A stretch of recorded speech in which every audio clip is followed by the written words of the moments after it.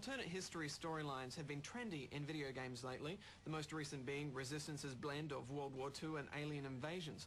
But no other franchise has played with the space-time continuum or antagonized antiquity more than Red Alert, the third of which has just come out, whose obsession with Einstein borders on the weird. You love Einstein? Yes, Doctor. The man most responsible for our enemy's technological superiority. But the important thing to remember is that Red Alert 3 doesn't take itself seriously. What other franchise would assemble the largest Hollywood cast in video game history to create the most hilariously B-grade cutscenes on purpose? I'd like you to meet Lieutenant Ava. She will be your intel officer and communications liaison.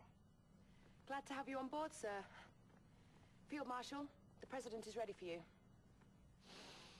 Mr. President, I'd like you to meet our new commander on the ground. Greetings, Commander.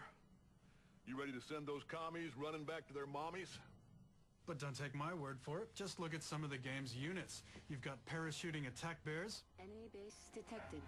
giant samurai robots, and dolphins with sonic weapons attached. And I know it might not sound like much to have dolphins with sonic weapons attached, but I think we're one step closer to our ultimate gaming goal, Bedge. And that is? Sharks with laser beams. And with crazy new units come crazy new strategies. And with the introduction of a third Japanese faction, likely strategies we've never seen before, in all their ensuing wicked lightsaber katana business.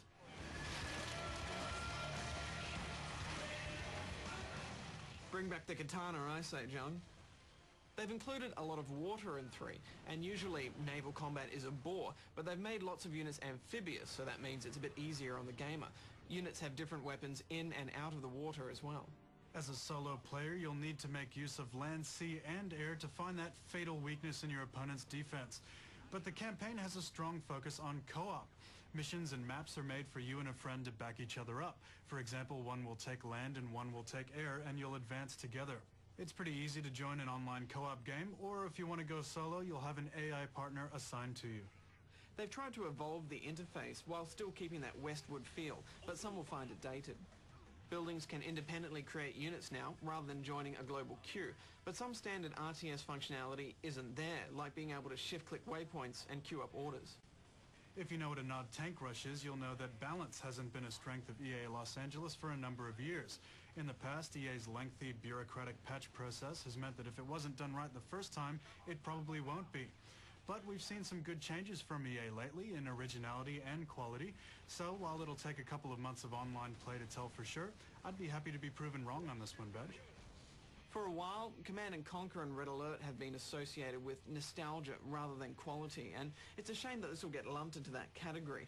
There's nostalgia here, though. The remixed Hell's March music track made me squeal, John, and it's the best we've seen from them in a while. I'm giving it 7.5 out of 10 rubber chickens.